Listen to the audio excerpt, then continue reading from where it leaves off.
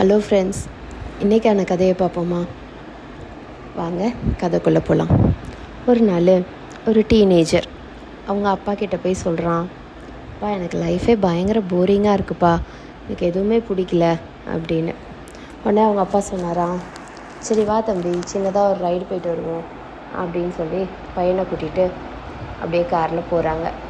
First அவர் என்ன சொன்னாராம், இங்கே என் ஃப்ரெண்டு ஒருத்தர் ஹாஸ்பிட்டலில் அட்மிட் ஆகிருக்காரு, அவரை பார்த்துட்டு போகலாமா அப்படின்னு சொல்லிட்டு ஃபஸ்ட்டு ஒரு ஹாஸ்பிட்டல் கூப்பிட்டு போகிறாரு.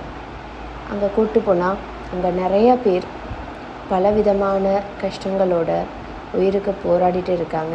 அதெல்லாம் பையன் பார்க்குறான். இதை கவனித்த பையனுக்கு மனசு கொஞ்சம் பாரமாயிடுது.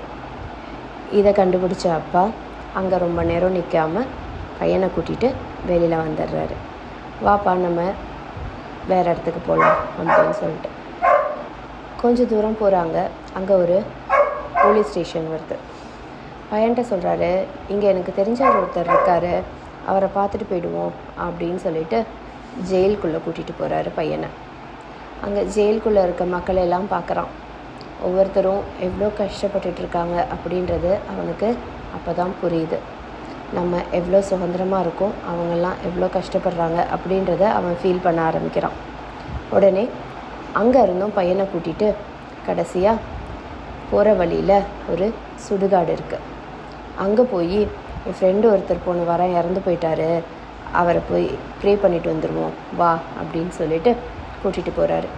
கூட்டிகிட்டு போய் அவர் ஃப்ரெண்டோட கல்லறை முன்னாடி நின்று அவருக்கு பூ போட்டு ப்ரே பண்ணிவிட்டு வந்துடுறாங்க.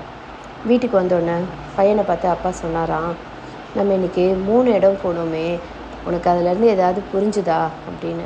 இல்லைப்பா, எல்லாத்தையும் பார்த்தப்ப மனசு ரொம்ப கஷ்டமாக இருந்ததுப்பா அப்படின்னு பையன் சொன்னானாம். அப்போ தான் அவங்க அப்பா சொன்னாராம், போன ஹாஸ்பிட்டல் அங்கே போனதுக்கப்புறம் தான் நமக்கு நம்மளோட ஹெல்த் எவ்வளோ இம்பார்ட்டன்ட் அப்படின்றது தெரியும். லைஃப்பில் எல்லாத்தையும் விட ஹெல்த் ரொம்ப முக்கியம். ஸோ அதை நீ புரிஞ்சுக்கணும், அதுக்காக தான் உன்னை நான் ஹாஸ்பிட்டல் கூட்டிகிட்டு போனேன். அடுத்தது ஜெயில். அந்த ஜெயிலில் இருக்க மக்களை பார்த்தா தான் உனக்கு தெரியும் நீ எவ்வளோ பிளஸ்டு, எந்த அளவுக்கு ஃப்ரீடம் உனக்கு கிடச்சிருக்கு அப்படின்றது. 3வது இடம் கல்லறை. அங்கே போனதுக்கப்புறம் தான் உனக்கு புரிஞ்சிருக்கும்னு நினைக்கிறேன். எந்த தரையில் நீ நடந்துட்டு இருந்தியோ அந்த தரை தான் இப்போ நமக்கு ரூஃபாக இருக்குது. நம்ம மண்ணுக்குள்ளே போயிட்டோம். ஸோ எதுவுமே நமக்கு நிரந்தரம் இல்லை. என்றைக்குமே எதையுமே கம்ப்ளைண்ட் பண்ணாமல் நமக்கு கிடச்சிருக்க ஒவ்வொரு விஷயத்தையும் அனுபவித்து சந்தோஷமாக ஒவ்வொரு நொடியையும் வாழ்ந்தினா வாழ்க்கைக்கான அர்த்தம் புரியும்பா அப்படின்னு சொன்னாராம்.